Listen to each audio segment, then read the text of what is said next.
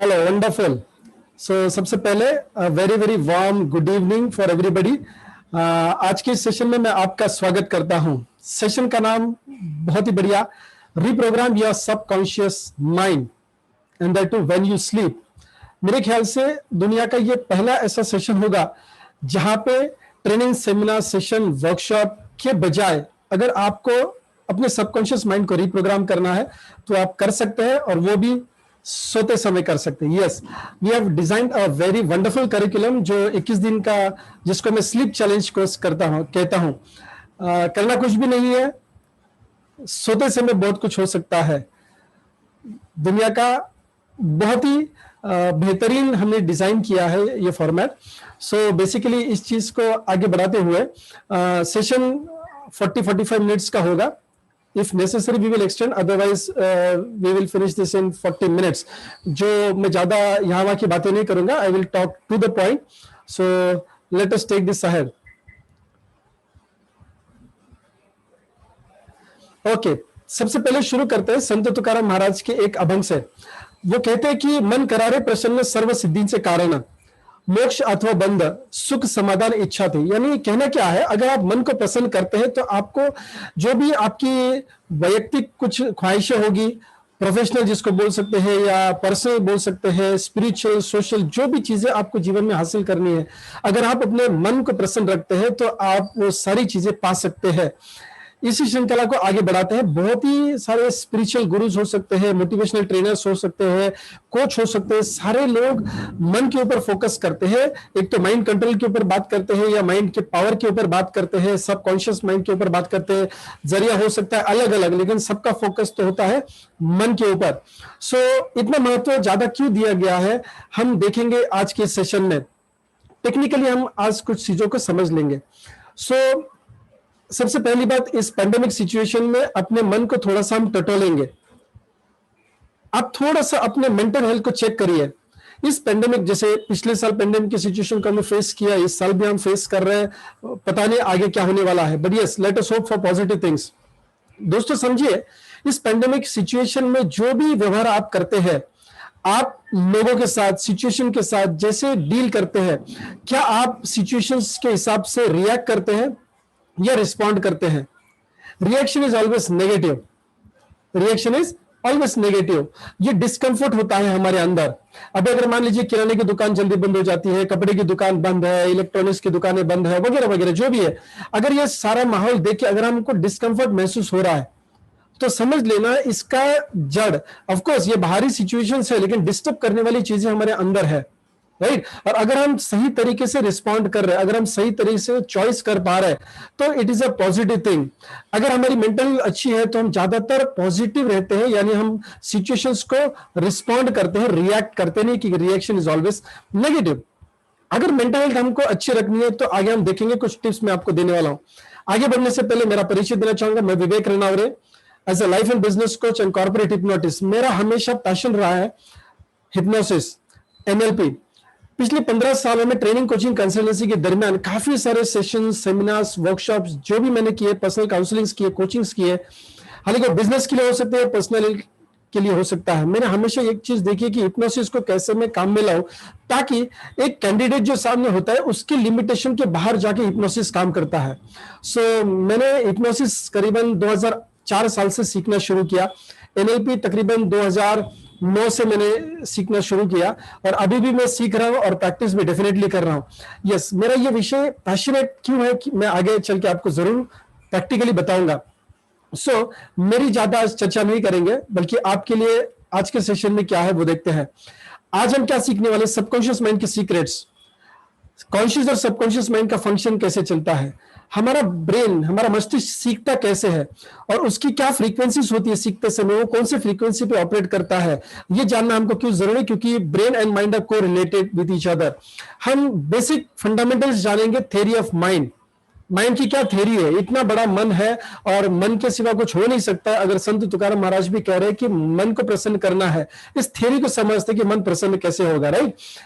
दूसरी बात, अगर मान लीजिए आपको नेगेटिव थिंकिंग्स और नेगेटिव इमोशंस है, तो इससे बाहर आने का रास्ता क्या है, आज के सेशन में हम ये लेंगे ना।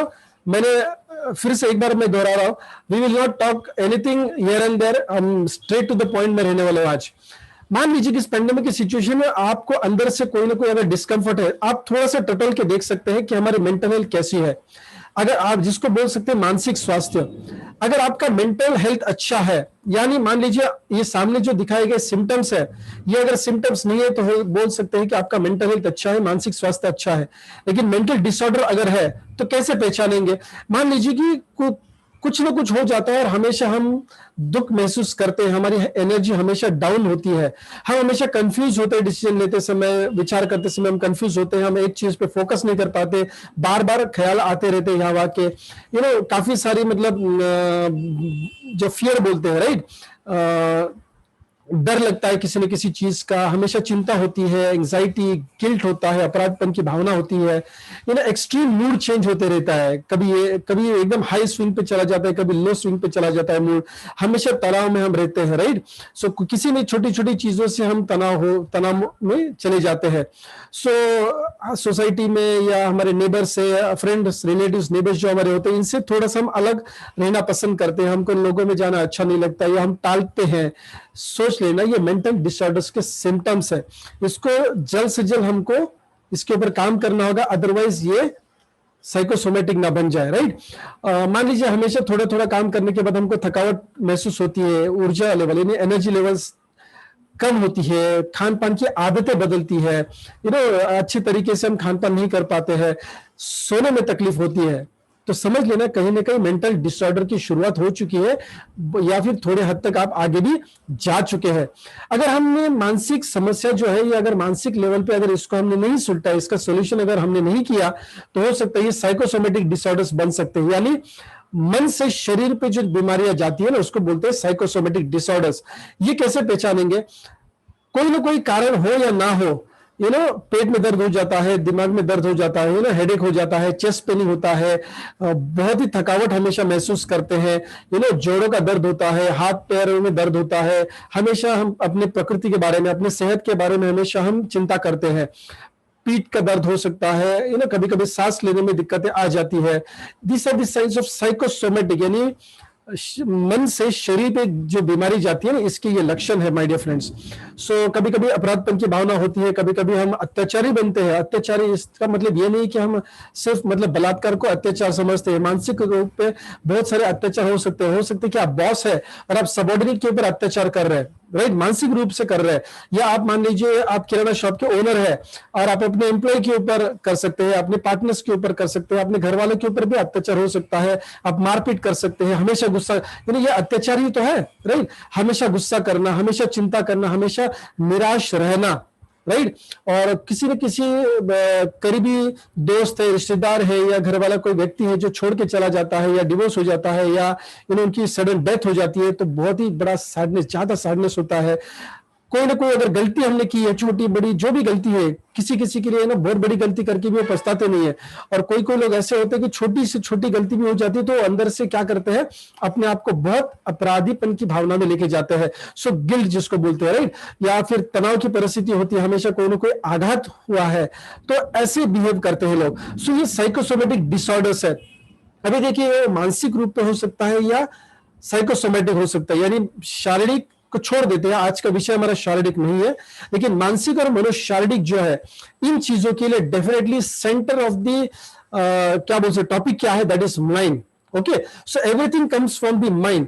तो हमको मन को समझना पड़ेगा, हमको यह सीखना पड़ेगा कि ये मन सीखता कैसा है, हमारा ब्रेन सीखता कैसा है, हमारे बचपन की जो संस्कार हम जिसको बोलते हैं, माइंड प्रोग्रामिंग इज व्हाट, संस्कार है। हम अपने बच्चों को बार बार बता के उनको कुछ सुना के उनका माइंड प्रोग्राम कर देते हैं, इसको हम संस्कार बोलते हैं। तो हमारे मन के संस्कार कैसे बनते हैं, हमारा मस्तिष्क यानी हमारा ब्रेन लर्न कैसे करता है, सीखता कैसा है, रिकॉर्ड कैसे होती है चीजें, ये भी जानना बहुत जरूरी है। और हमारा जो शरीर है वो बाहरी दुनिया को रिस्पॉन्ड कैसे करता है, जिसको बोलते हैं body responses to the environment stimuli.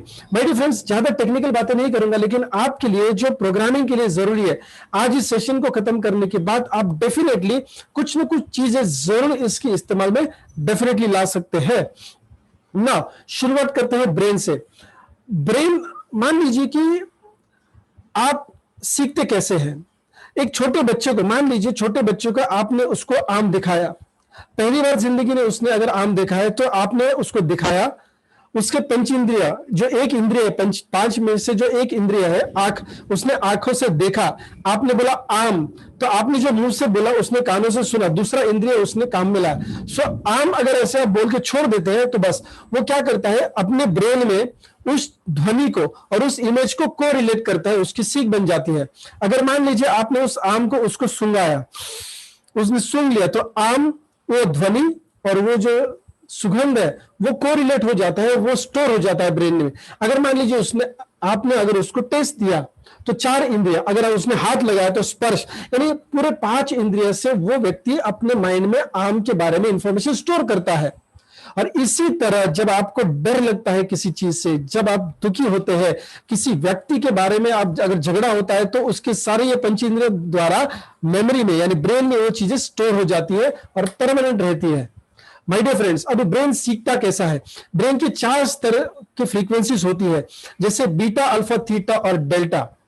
सीखने की कौन सी अवस्था है वो हम देख लेते हैं। अभी जागृत अवस्था जो होती है, यानी सवेरे आप नींद से जब उठते हैं, रात को सोने से पहले वाले जो पीरियड है, ये अपना बीटा अवस्था होता है। जब आप जागृत अवस्था में होते हैं तो 12 to 14 साइकिल्स पर सेकंड का फ्रीक्वेंसी होता है, जिसको हर्ट्ज बोलते हैं। हम ज्यादा टेक्निकल में नहीं जाएंगे, इतना समझिए। जागृत अवस्था यानी बीटा अवस्था है।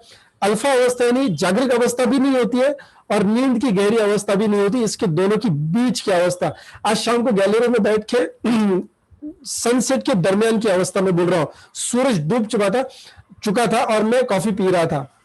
अभी अंधेरा तो था नहीं, लेकिन पूरा उजाला भी नहीं था, जिसको संधि प्रकाश बोल सकते हैं आप, राइट। सो वो अल्फा अवस्था जिसको हम बोल सकते हैं, सबकॉन्शियस स्टेट, इसको लर्निंग स्टेट भी बोला जाता है।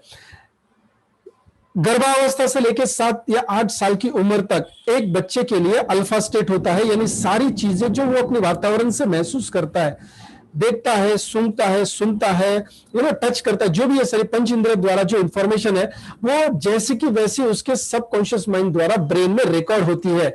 और ये स्टेट 8 साल के लिए होता है बच्चे का अल्फा स्टेट, जिसको लर्निंग स्टेट बोला जाता है। इस चीज को ग्रीन में मैंने मार्क किया है, इसको थोड़े ध्यान से हम आगे देखने वाले हैं। अल्फा स्टेट ना। थीटा अवस्था क्या है? हर दिन रात को जब आप सो जाते हैं, यानी नींद लगना जिसको बोलते हैं, नींद लगने से और नींद से जागने तक का जो समय है, ये हमारा स्लीप स्टेट होता है, जिसको हम थीटा, ब्रेन की फ्रीक्वेंसी से थीटा लेवल पे ऑपरेट करते हैं, 4 to 7 साइकिल्स पर सेकंड। डेल्टा अवस्था इज जीरो थॉटलेस स्टेट, या इसको आप नियर टू मेडिटेशन के भी आगे वाली अवस्था बोल सकते हैं, क्योंकि मेडिटेशन में काफी बार अल्फा अवस्था होती है, लेकिन अगर एकदम शून्य विचार अगर हो जाते हैं, जिसको हम समाधि की अवस्था बोल सकते हैं। So delta is that state. Technically ये चीजें मैं क्यों बता रहा हूं आपको, क्योंकि ये नाम कम से कम अल्फा और डेल्टा आपको दिमाग में रखने हैं। Alpha and delta very very important for your life, reprogramming of the subconscious mind. Beta जागृत अवस्था है, इसका हम यूज नहीं कर सकते प्रोग्रामिंग के लिए, डेल्टा भी हम यूज नहीं कर सकते, और समाधि वमाधि बात की बात है। चलो, थीटा को कैसे यूज करना है और अल्फा को कैसे यूज करना है हम आगे जाके जरूर देखने वाले हैं, लेकिन इतना समझिए कि एक छोटा बच्चा जैसे 7-8 साल तक लॉजिक नहीं लगाता है, क्योंकि वो अल्फा स्टेट में होता है। मन की थ्योरी में हम इसको देखने वाले हैं। ये स्टेट है रीप्रोग्रामिंग का, लेकिन 8 साल के बाद हमको ये अल्फा स्टेट कैसे लाना है, दिस इज द सीक्रेट जो हम आगे चल के देखने वाले हैं। Now let us come back to theory of mind. My dear friends, actually हमारा मन काम कैसे करता है वो हम देखेंगे। थ्योरी ऑफ माइंड, अगर मान लीजिए मन को हम एक सर्कल की तरह अगर देखते हैं, तो इसमें 2 पार्ट मेनली है, आपने सुने भी होंगे। अभी इसके मैं टेक्निकलिटीज डीप में बताऊंगा आपको। एक कॉन्शियस माइंड है, दूसरा सबकॉन्शियस माइंड। मतलब एक मन के 2 हिस्से बोल सकते हैं, एक बड़ा भाई एक छोटा भाई है, राइट। ऊपर वाला छोटा भाई है, नीचे वाला बड़ा भाई है, सबकॉन्शियस बड़ा भाई, सब यानी अंतर्मन जिसको बोल सकते हैं, या सचेत मन और अचेत मन जिसको बोलते हैं, राइट। अभी कॉन्शियस माइंड लॉजिक लगाता है, रीजनिंग स्किल होता है, इच्छा रखता है, राइट। क्यों, कब, कैसे, किधर, ये वो, पॉजिटिव नेगेटिव उसको समझ में आता है। छोटा भाई है, पावर कम होता है, 10 से 12% पावर होता है। Subconscious mind nearly 88 to 90% power होता है। बड़ा भाई मतलब पावर ज्यादा, करेक्ट है। बड़ा भाई का प्रॉब्लम क्या है, इसको लॉजिक समझ में नहीं आता है, डिसीजन नहीं ले पाता है, पॉजिटिव नेगेटिव क्या समझ में नहीं आता है। अभी देखिए, कॉन्शियस माइंड आपने आज तक सुना होगा, सबकॉन्शियस माइंड भी आपने सुना होगा, आगे मैं प्रॉपर्टीज आपको बताऊंगा। इसके बीच में आप जो देख रहे हैं ना, क्रिटिकल एरिया जिसको बोलते हैं, 7 से 8 साल की उम्र के बाद, है ना, जैसे यहाँ पे दिखा है developed at 7 to 8 years of age, mental age की बात कर रहा हूँ, साइकोलॉजिकल एज। कभी कभी बच्चा 10 साल का हो जाता है लेकिन साइकोलॉजिकली वो डेवलप्ड है सिर्फ 6 या 7 साल का। सो साइकोलॉजिकल एज की मैं बात कर रहा हूँ। किसी किसी की एज में मतलब 6 एज हो जाती है तो उसको साइकोलॉजिकली डेवलपमेंट आ जाती है। नाउ ये क्रिटिकल एरिया जो है ना वो डेवलप होता है 7 से 8 साल के दरमियान। उससे पहले आपका मन कॉन्शियस और सबकॉन्शियस में कोई भेद नहीं होता है, सब कुछ होता है वो सबकॉन्शियस लेवल पे ही होता है, इलॉजिकली होता है सारी चीजें, राइट। बहुत ही कम लॉजिक यूज करता है वो बच्चा। नाउ जब 7-8 साल का हो जाता है तो सारी चीजें जो अंदर जा चुकी है वो अंदर ही है, लेकिन पर्दा बीच में आ जाता है, बड़ी जायदाद चली गई सबकॉन्शियस माइंड में और पर्दा बीच में आ गया। अब ये क्रिटिकल एरिया, क्रिटिकल फैक्टर जो है वो आपकी बिलीफ सिस्टम को डेवलप करता है। इसमें बिलीफ सिस्टम डेवलप हो जाती है आपकी, और वो बिलीफ सिस्टम आपके सबकॉन्शियस माइंड में जो डेटा स्टोर है इस डेटा में होता है। बात गहराई से समझ लेना। 0 to 7 to 8 ईयर्स से जो भी एज है ना, 8-10 साल की जो उम्र है, उसमें जो भी डेटा सबकॉन्शियस माइंड में आपके पंचेंद्रिय द्वारा गया है वो वहां पे परमानेंटली स्टोर होता है। और ये जो जिसको हम बाल संस्कार बोल सकते हैं, और इन संस्कार की वजह से आपको पूरी लाइफ उसका आउटपुट मिलता है, क्योंकि जो चीज सबकॉन्शियस माइंड में एक बार चली गई वो अपना काम दिखाने वाली है। फॉर एग्जाम्पल देखिए, अभी मैं अगर आपको बताऊं कि आपके किचन में, आपके घर में किचन जो है, किचन में जितनी भी चीजें हैं उसकी एक नोटबुक पे ना लिस्ट बनाई है, 5, 10, 25, 50, 100, 150 आपको लिस्ट बनाने के लिए बोल दिया। हो सकता है कि आप 25 नाम लिखे, 30 नाम लिखे, यानी जो भी वस्तु आपके किचन में है। हो सकता है आप यहां पे फ्रिज लिखे, लेकिन बाद में बताओ नहीं फ्रिज की सारी वस्तु को लिखना है, तो दिमाग में जोर डालेंगे आप, राइट। अभी समझिए, आपने शायद एक ऐसी आपके किचन में वस्तु है जिसका आपने लिस्ट में नाम तो नहीं लिखा, लेकिन हो सकता है कि समर वेकेशन में उस चीज की हमें क्या होती है, जरूरत होती है, हम किचन में चले जाते हैं और फटक से वो चीज बाहर निकाल लाते हैं, लेकिन अभी लिस्ट बनाते समय हमने उस चीज को नहीं लिखा, लेकिन आपके सबकॉन्शियस माइंड ने उसको इस्तेमाल कब किया, जब आपको इसकी जरूरत थी। माय डियर फ्रेंड्स, इस चीज के ऊपर गौर करना, आपके सबकॉन्शियस माइंड में वो चीज है। जैसे मान लीजिए ना, महाराष्ट्र में मराठी फैमिलीज में बोल सकते हैं कि समर वेकेशन में वो कुरडई वगैरह बनाते हैं, तो कुरडई बनाने का वो जो साचा बोलते हैं उसको, राइट, जो यंत्र होता है वो पूरे साल आप इस्तेमाल नहीं करते। हो सकता है कि वो लेडी भी अगर लिस्ट बना रही है ना तो उस चीज को वो भूल जाए, लेकिन समर वेकेशन जैसे आता है फरवरी के आसपास ना, उसके दिमाग में आता है कि हमको क्या करना है, अभी वो कुरडई का कार्यक्रम करना है, तो फटक से वो क्या करती है, किचन में ट्रॉली के नीचे जहां पे भी रखा है या कबड़ में रखा है, जो भी ऊपर के कोने में रखा है, वो जाती है निकाल के बाहर लेके आती है, उसको इस्तेमाल भी करती है। यानी जब जरूरत पड़ती है तो वो निकाल के बाहर आ सकती है चीज, लेकिन लिस्ट बनाते समय नहीं है। इसका मतलब क्या है, सबकॉन्शियस माइंड में चीज है। वो बच्चा जो 0 to यानी गर्भावस्था, अभिमन्यु की कहानी हमको पता है, राइट। सो गर्भावस्था से लेकर 7-8 साल की उम्र तक जो भी टेलीविजन द्वारा, रेडियो द्वारा, मम्मी पापा द्वारा, दादा दादी द्वारा, रिश्तेदारों द्वारा, स्कूल, जो भी एनवायरनमेंट से चीजें अंदर जा रही है वो सबकॉन्शियस माइंड में है। बहुत बारी ऐसे होता है कि जो छोटी छोटी बच्चियां होती है ना, वो 8 साल, 3 साल, 7 साल, 4-5 साल के दरमियान ना, मम्मी और मौसी, मान लीजिए कोई पीरियड्स के, मासिक पीरियड जो होते हैं ना, एमसी जिसको हम मंथली साइकिल बोलते हैं, इसके बारे में कुछ बात कर रही है, वो मम्मी और मौसी क्या सोचती है कि बच्चे को समझ नहीं रहा है, लेकिन वो जो डेटा है वो पीरियड के मामले का डेटा अंदर स्टोर हो जाता है, और वो जो डरावनी बात वो जो कर रहे हैं ना, मतलब तकलीफ वाली बात, डरावनी तकलीफ वाली बात, वो स्टोर हो गई उस बच्चे के सबकॉन्शियस माइंड में। और वो जब मान लीजिए 10-12 साल के दरमियान या 13-15 साल के दरमियान जब भी उसके पीरियड्स चालू हो जाते हैं ना, अपने आप उस डेटा को यूज में लाती है, और उसको पीरियड्स बोले तो तकलीफ, क्योंकि वो डेटा अंदर जा चुका है। देखिए, बच्ची ने 5 साल या 7 साल की उम्र में जब वो चीज सुनी थी उसको समझ में नहीं आई थी, लेकिन डेटा स्टोर हो गया था। दिस इज द गेम, इसको सही तरीके से समझ लेना। आज के बाद कभी भी आपके अगल बगल में कभी भी छोटा बच्चा है जो 7-8 साल की उम्र तक का है, be aware of your language, be aware of your language my dear friends, क्योंकि सब कुछ अंदर जा रहा है। इस्तेमाल में कब आएगा वी डोंट नो, सिचुएशन में वो काम में ला सकते हैं, राइट। सो एक बात समझिए, अभी 7-8 साल में क्रिटिकल एरिया नहीं था, पर्दा नहीं था, फिल्टर नहीं था, तो सारी चीजें सबकॉन्शियस माइंड में गई, और इसका रंग यानी इसका रिजल्ट आप जिंदगी भर पाने वाले हैं। अभी होता क्या है, क्रिटिकल एरिया 8 से 9 साल के बाद जो तैयार होता है ना, इसके बाद क्या होता है हम आगे देखने वाले हैं। अभी समझिए, कॉशियस माइंड और सबकॉन्शियस माइंड की प्रॉपर्टीज क्या है? कॉशियस माइंड क्या होता है? इसमें विल पावर होता है, डिसीजन लेने की कैपेसिटी होता है, ये स्टोर कम समय के लिए मेमोरी में चीजें रख सकता है, क्यों, कब, कैसे, किधर, ये वो, ऐसा क्यों, वैसा क्यों, ये जो रीजनिंग स्किल बोलते हैं ना, why, what, when, where, how, ये सारा कॉशियस माइंड कर सकता है। जो छोटा भाई है वो दिमाग लगा सकता है, डिसीजन ले सकता है, प्लानिंग कर सकता है, एग्जीक्यूशन नहीं कर सकता। एग्जीक्यूशन करने का काम किसका? सबकॉन्शियस माइंड का काम है। Imagination, habit, beliefs, emotions, values, protectiveness, है ना, रिएक्शंस देना, इंट्यूशंस, लॉन्ग टर्म मेमोरी, यानी किसी भी चीज को अमल में लाना है तो ये सबकॉन्शियस माइंड का काम है, बड़े भाई का काम है। डिसीजन लेना कॉशियस माइंड का काम है और चीजों को अमल में लाना सबकॉन्शियस माइंड का काम है। सबसे अहम बात क्या है? कॉशियस माइंड को पॉजिटिव नेगेटिव समझ में आता है, सबकॉन्शियस माइंड को पॉजिटिव नेगेटिव समझ में नहीं आता, अच्छा क्या बुरा क्या है समझ में नहीं आता, उसको पास्ट, प्रेजेंट और फ्यूचर टेंस के बारे में फर्क नहीं समझता सबकॉन्शियस माइंड को। कॉशियस माइंड को यह समझता है, वर्तमान काल, भविष्य काल, भूतकाल क्या है उसको समझ में आता है। और एक चीज है, रियल अनरियल कॉशियस माइंड को समझता है, बड़े भाई को नहीं समझता। यानी सबकॉन्शियस माइंड को, जिसमें पावर ज्यादा है, रियल अनरियल नहीं समझता, विजुअलाइजेशन में और रियलिटी में फर्क नहीं समझता। माय डियर फ्रेंड्स, इन्हीं प्रॉपर्टीज को हम यूज करने वाले हैं। दुख की बात क्या है? जिसके पास कैपेसिटी कम है वो डिसीजन लेता है, यानी छोटा भाई, और बड़े भाई के पास डिसीजन लेने की कैपेसिटी नहीं, लेकिन छोटा भाई जो बोलेगा वो बड़े भाई को करना पड़ता है। लेकिन इसके बीच में क्या आता है? Critical factor. अभी हम उस चीज को देखते हैं कि क्रिटिकल फैक्टर काम कैसे करता है। अभी देखिए, 8 साल 10 साल के बाद, आज आपकी उम्र शायद 20 साल 30 साल 40 साल 60 साल जो भी है, मान लीजिए जो भी गलत चीजें हमारे सबकॉन्शियस माइंड में गई है उसका रिजल्ट हमको गलत मिलना ही मिलना है, डेफिनेटली मिलना है, मिलेगा ही मिलेगा। जो बीज बोएंगे वही फल पाएंगे माय डियर फ्रेंड्स, राइट? ये तो ना, कुछ फल तुरंत मिलते हैं, कुछ फल कुछ महीनों में मिलते हैं, कुछ फल सालों के बाद मिलते हैं, राइट?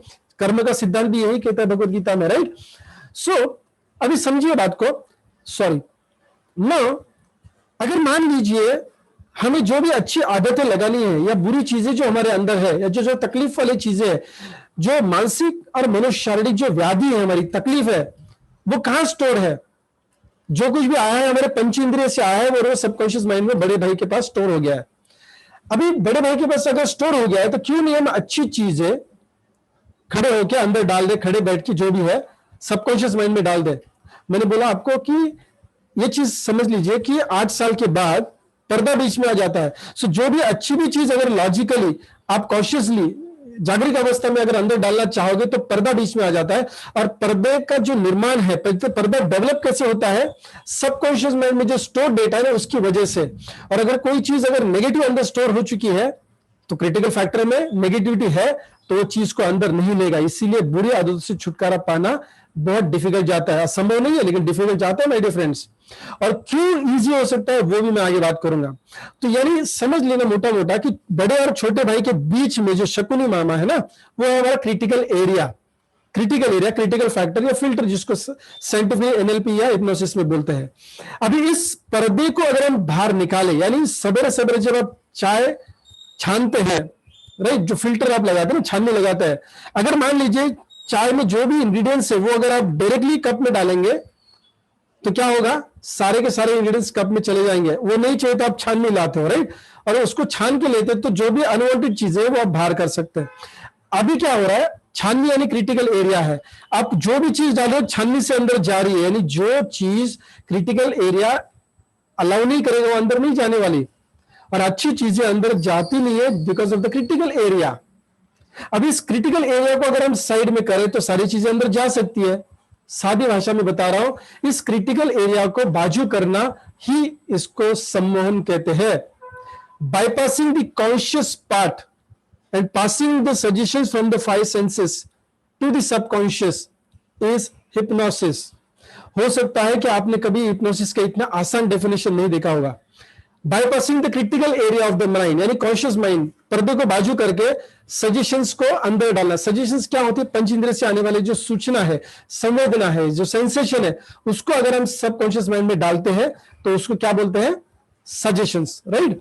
नाउ मान लीजिए अगर ये पर्दा हट गया तो कोई भी चीज इलॉजिकली अंदर चली जा सकती है। यस, क्योंकि सबकॉन्शियस माइंड लॉजिक नहीं लगाता है, वो उसके ऊपर अमल करता है। इसलिए आपने स्टेज हिप्नोसिस के सेशन में देखा होगा कि जो भी हिप्नोटिस्ट सजेशन देता है वो मान लेता है और उस वैसा ही बिहेव करता है। ऑफकोर्स वो टेम्पररी उसको हिप्नोटाइज किया गया होता है। हाँ, एक चीज समझ लेना, क्रिटिकल फैक्टर कभी भी परमानेंटली साइड में हम नहीं कर सकते। ये एक अवस्था होती है, उस अवस्था में पर्दा निकल जाता है, जैसे हम थिएटर में जाके नाटक देखते हैं, सिनेमा गृह में जाते हैं वैसे। तो आप चाहे तब तो पर्दा डाल सकते हैं, सॉरी निकाल सकते हैं, नहीं निकालते बाय नेचर भी वो वापस दोबारा अपने लेवल पे आ जाता है। सो समवन की सबसे खास बात क्या है, अगर किसी ने मान लीजिए आपको हिप्नोटाइज किया, कुछ समय के लिए आप हिप्नोटाइज रहते हैं, लेकिन तभी सारा डेटा अंदर जा चुका होता है और गए हुए डेटे के ऊपर आप काम करेंगे ही करेंगे। अभी देखिए, शायद हो सकता है किसी हिप्नोसिस, एनएलपी या सबकॉन्शियस माइंड के प्रोग्राम में आपने कभी ये आम का उदाहरण नहीं सुना होगा। अभी मैंने क्या किया, आम का उदाहरण आपके दिमाग में डाल दिया जो आपके सबकॉन्शियस माइंड में जा चुका है। हो सकता है अगले 10 दिन आपको आम का उदाहरण बिल्कुल भी याद नहीं रहेगा, लेकिन अगर मान लीजिए आप मेरा या किसी और का यूट्यूब पे या कहीं पे सेशन अटेंड कर रहे हो, वो सबकॉन्शियस माइंड बोल रहा है, कैसे लर्न बोल रहा है, तो शायद वो फटक से आम वाला उदाहरण आपके सामने आ जाएगी, बच्चा सीखता कैसा है, रिकॉर्ड कैसे करता है चीजें। तो वैसा काफी सारा गलत डेटा हमारे अंदर जा चुका है और हिप्नोसिस के माध्यम से उसको हम इरेज कर सकते हैं या चेंज भी कर सकते हैं और नया डेटा अंदर डाल भी सकते हैं। सो हिप्नोसिस का यह महत्व है। लेकिन मेरे फ्रेंड्स, ये होता कैसा है उसको समझिए। आप ये पंचेंद्रिय से जो भी इंफॉर्मेशन आती है, यानी सूचना जिसको मैं बोल रहा हूं, सजेशन, सेंसेशन जो भी आती है, राइट, ये सजेशन आपके पहले तो कॉशियस माइंड में चली जाती है, फिर कॉशियस माइंड उसके ऊपर प्रोसेसिंग करता है, क्योंकि तर्क वितर्क वो कर सकता है। अगर वो इंफॉर्मेशन उसको सबकॉन्शियस माइंड में डालनी है तो पहला परमिशन है शकुनी मामा का, राइट। और शकुनी मामा बहुत बारी अड़चन निर्माण करता है, राइट, पैदा करता है। अगर मान लीजिए क्रिटिकल एरिया में वो बिलीफ सिस्टम में, मान्यता जिसको हम बोलते हैं, बिलीफ सिस्टम बना है सबकॉन्शियस माइंड में, जो हमारे सारे इंसिडेंसेस स्टोर है, वो अगर हमारे लिए फेवरेबल नहीं है तो वो सजेशन रिजेक्ट हो जाती है।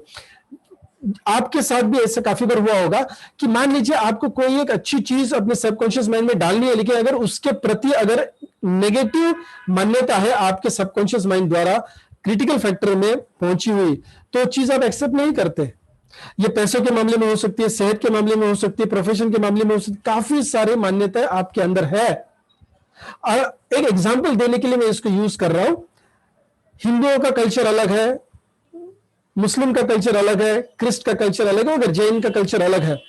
अभी बचपन से इनको जो चीज सिखाई जाती है ये इनकी मान्यता बन जाती है, क्योंकि वो सारा डेटा कहां गया है, सबकॉन्शियस माइंड में गया है। किसी को अगर हिप्नोटाइज किया जाए, पर्दा हटा के हिप्नोटाइज किया जाए, और अगर मान लीजिए उसके अंदर अगर कोई नई चीज हम डाल दे तो वो नए तरीके से बिहेव करना शुरू करेगा। यानी मान लीजिए आपने हिना सिनेमा देखा होगा, ऋषि कपूर को मान लीजिए उसकी याददाश्त चली जाती है तो उसको जात धर्म कुछ याद नहीं होता है ना, नाम तक याद नहीं होता है, तो वहां से आगे जो भी इंफॉर्मेशन अंदर जाती है उसके ऊपर ही काम करेगा वो, राइट।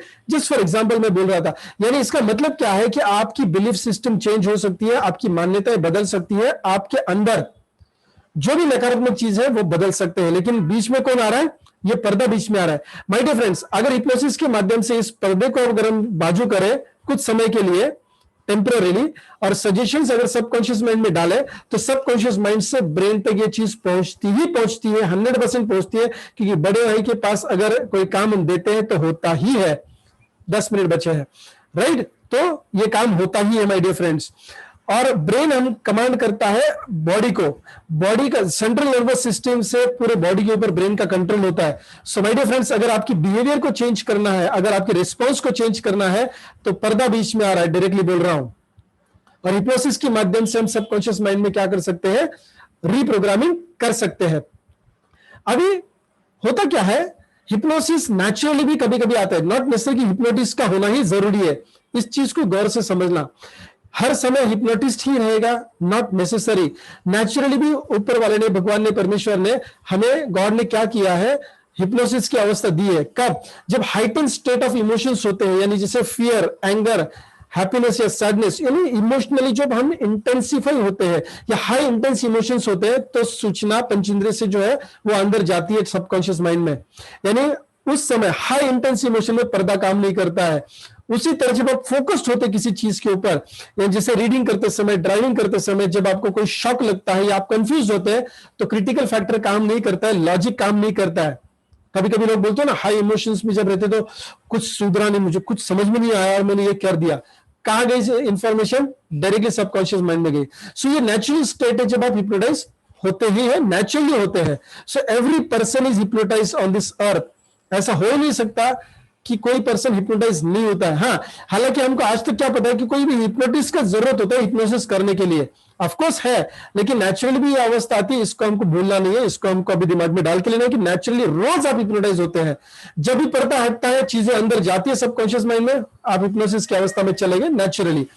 और एक बहुत अहम चीज जो मैंने ग्रीन में, लाइट ग्रीन में यहाँ पे मार्क करी है, before sleep and before you wake up, यानी रात के समय नींद आने से, गहरी नींद आने से पहले, जागृत अवस्था और गहरी नींद के बीच वाली जो अवस्था है ना, अल्फा स्टेज जिसको मैंने आपको बोला था, वो नेचुरल हिप्नोसिस की अवस्था है। सुबह वाली अवस्था हम नहीं देखेंगे क्योंकि वो पकड़ना मुश्किल है, उसको काम में लाना मुश्किल है। लेकिन ये रात की अवस्था, मतलब गहरी नींद में जाने से पहले वाली जो अवस्था है, जो अर्ध जागृत आप अवस्था बोल सकते हैं इसको, राइट, ट्रांस स्टेट बोल सकते हैं। नींद वाली अवस्था नहीं है, स्लीप स्टेट नहीं, trance state. This is hypnosis state या अल्फा स्टेट है, नेचुरल हिप्नोसिस स्टेट है। अभी आपको यह समझना है कि इस दरमियान जो भी चीजें, हो सकता है टेलीविजन का प्रोग्राम चल रहा है और आप गहरी नींद में जा रहे हो तो सारी चीजें अंदर जा रही है।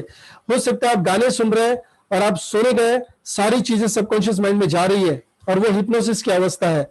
सो आपका माइंड प्रोग्राम हो रहा है सोते समय, ये ध्यान में रखना, राइट। हमारे कल्चर में काफी बार ये बताया गया है कि सोने से पहले कुछ ना कुछ रिचुअल्स आपको जरूर करने, ताकि आप अपने सबकॉन्शियस माइंड की प्रोग्रामिंग अच्छी करें। हालांकि वहां पे हिप्नोसिस, एनएलपी या प्रोग्रामिंग ये शब्द यूज नहीं किए गए, लेकिन यस, स्पिरिचुअल गुरुज ले लीजिए, बड़े बड़े ट्रेनर्स, कोचेस ले लीजिए, इस अवस्था को यूज करने का जरूर आपको सलाह देते हैं। My dear friends, how to program your subconscious mind? Yes, you can hypnotize yourself. आप सेल्फ हिप्नोसिस की भी प्रैक्टिस डेली कर सकते हैं और अपने माइंड को रीप्रोग्राम कर सकते हैं। प्रोग्राम करने की जरूरत क्यों नहीं, क्योंकि काफी सारे प्रोग्राम ऑलरेडी अंदर है और काफी सारे गलत प्रोग्राम्स है, अच्छे प्रोग्राम भी है। अगर गलत प्रोग्राम्स को हटा दिया जाए तो अच्छे प्रोग्राम से आप आराम से कामयाब हो सकते हैं, खुशी आनंद की जिंदगी आप जी सकते हैं।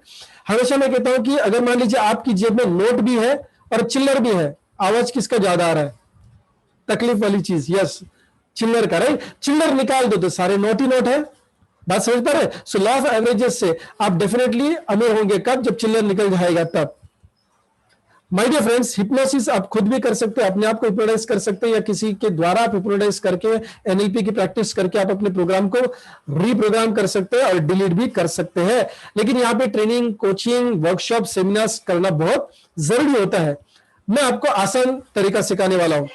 सबकॉन्शियस माइंड से रीप्रोग्रामिंग करना है, यानी सबकॉन्शियस माइंड से गलत चीजें कौन सी आप निकाल सकते हैं? Fear, phobia, stress, anxiety, depression, यानी काफी सारी चीजों के लिए, मतलब अच्छी चीजें बढ़ाने के लिए और बुरी चीजें कम करने के लिए हिप्नोसिस या रीप्रोग्रामिंग हमारा सबकॉन्शियस माइंड में हम कर सकते हैं। Relaxation, immunity, success, studying, memory के लिए, will power, focus, bad habit, concentration, weight loss, sleep disorder, OCD, addiction, pain control, healing process, blood pressure, काफी सारी चीजों के लिए आप, यानी जो साइकोलॉजिकल, साइकोसोमेटिक चीजें हैं, इसको कम करने के लिए या पूरा डिलीट करने के लिए कर सकते हैं। सबकॉन्शियस माइंड का प्रोग्रामिंग कर सकते हैं, या फिर अच्छी चीजों को अंदर डालने के लिए आप रीप्रोग्रामिंग कर सकते हैं। Spiritual and healthy happy life जीने के लिए आप जरूर क्या कर सकते हैं? सबकॉन्शियस माइंड का प्रोग्राम कर सकते हैं। यस, नाउ आपके लिए गुड न्यूज क्या है? सबकॉन्शियस माइंड को प्रोग्राम करना है, कोई ट्रेनिंग लेना नहीं है। मैं हिप्नोटिस्ट हूं कि मैं बोल नहीं रहा हूं आपको कि हिप्नोसिस का ट्रेनिंग लीजिए, एनएलपी का ट्रेनिंग लीजिए। No training, no workshop, no seminar, no practice at all. क्योंकि काफी बार हमने काफी सारे ट्रेनिंग्स किए लेकिन एप्लीकेशन नहीं हो रहा है। क्यों नहीं हो रहा है? Because of the subconscious mind. अभी जहां पे प्रॉब्लम है उसका ही प्रॉब्लम है कि चीजों को एक्सेप्ट नहीं कर रहा है। कोई skills, nothing to learn, only listen to the audios in alpha state. Yes, जो नेचुरल हिप्नोसिस का अवस्था ऊपर वाले ने हमको दिया है, उसको क्यों नहीं यूटिलाइज करें? क्यों हिप्नोसिस सीखना? मैं ऐसा नहीं बोल रहा कि आप मत सीखिए, मैं अभी भी सीख रहा हूं, 15, 16, 17 साल हो गए। मैं क्या बोल रहा हूं कि हमको तकलीफ से बाहर आना है। हाँ, हमारे जैसा आपको हिप्नोटिस्ट बनना है, हिप्नोथेरेपिस्ट बनना है, कोचिंग करना है, लोगों के प्रॉब्लम छुड़ाने, ऑफ कोर्स डेफिनेटली आप हिप्नोसिस करिए, लेकिन अगर अपनी परेशानी से बाहर आना है तो हिप्नोसिस सीखने का जरूरत नहीं, आम खाओ, पेड़ लगाने की जरूरत नहीं, simple, right? So alpha state of the mind and brain is coming very naturally, हर दिन आती है जब आप रात को सोने जाते हैं। जागरूक अवस्था और गहरी नींद के बीच की अवस्था होती है हिप्नोसिस की अवस्था। इस चीज को यूज करना है। So you have to reprogram your subconscious mind when you sleep. 21 videos मिलेंगे आपको, हर वीडियो रहेगा 20 से 30 मिनट का, कुछ वीडियो ज्यादा भी होंगे जो आपको सिर्फ रोजाना सुनने हैं। वेलस्टार के मोबाइल एप्लीकेशन में जो गूगल प्ले स्टोर से आप लेंगे, उसमें से आपको क्या करना है, इनको सिर्फ सुनना है। 500 मिनट से भी ज्यादा का ऑडियो होगा। ऑफकोर्स वो सारा वीडियो फॉर्मेट में है, लेकिन इस नेचुरल अवस्था में कैसे जाना है और उसको कैसे सुनना है, ये आपको सारे वीडियोस में मिलेगा। और सारे प्रॉब्लम की जो जड़ है वो मैंने इस सजेशन से निकाल दी है। कोई भी प्रॉब्लम हो सकता है, आपको खाली सुनना है, प्रैक्टिकली कुछ करना नहीं है, अलग से समय भी देना नहीं है। माय डियर फ्रेंड्स, क्या करना है आपको? यस, आपको सिर्फ इन वीडियोस को शुरू करके ईयरफोन लगा के आंखें बंद करनी, सोना है। यानी सोने का जो समय है, रात का जो सोते समय का जो नींद का अवस्था होता है, ये अल्फा स्टेट होता है ना, इसको यूटिलाइज करना है। सो इस सारे वीडियोस में, ऑडियोज में डेल्टा और बाइनेरियल म्यूजिक होगा, डेल्टा म्यूजिक होगा। और इसकी वजह से माय डियर फ्रेंड्स, आपका mind and body instant relax होगा। हर वीडियो में, हर ऑडियो के साथ म्यूजिक है जो डीप रिलैक्स करेगा, दिन की थकावट भी आपकी दूर करेगा और माइंड को रिप्रोग्राम करेगा। माय डियर फ्रेंड्स, आपके जितने भी प्रॉब्लम्स है उसको रिजॉल्व करना है। अभी देखिए, इन्वेस्टमेंट तो जरूर होगा। अभी एक भी अगर प्रॉब्लम आज की लाइफ में आपका कम होता है, कैसा फील करोगे आप? अच्छा फील करोगे, बढ़िया फील करोगे। और इसके लिए आप क्या पे करोगे? It is इनवेलेबल। हिप्नोसिस ने मेरी लाइफ में जो परिवर्तन किया है, मैंने लाखों रुपया खर्च किया, लेकिन मैं बोल रहा हूं कि इट इज नथिंग, बिकॉज जो परिवर्तन मेरे अंदर आया है that is very very drastic. मैं ज्यादा सेल्स नहीं करूंगा आपको, मैंने जो भी टेक्निकल इंफॉर्मेशन दी है वो आप इसको दोहराइए, जरूर दोहराइए। यूट्यूब पे ये वीडियो आपको जरूर मिलेगा रिकॉर्डिंग का। 21 दिन का ये स्लीप चैलेंज कोर्स है। सोते समय दूसरा कुछ करेंगे ही नहीं आप, तो सोते समय चैलेंज लीजिए। 21 दिन आप इन ऑडियोज को सुनिए। ओरिजिनल प्राइस 1499 है, लेकिन ज्यादा नहीं खींचूंगा मैं आपको, इसको आपको देना है सिर्फ 499 रुपए। यस माय डियर फ्रेंड्स, 499 में आपको 21 दिन के वीडियोस मिलेंगे, ऑडियोस खाली आपको सोते समय, जब आप पलक बंद कर रहे हैं, सोते समय ईयरफोन में डालना है, ऑन करना है, सो जाना है, बाकी का मेरा है। And rest be assure, 21 videos में इतने सारे प्रॉब्लम्स को मैंने कवर किया है कि मेजॉरिटी आपके हेल्थ इश्यूज, साइकोलॉजिकल और साइकोसोमेटिक और डिसऑर्डर्स निकल जाएंगे।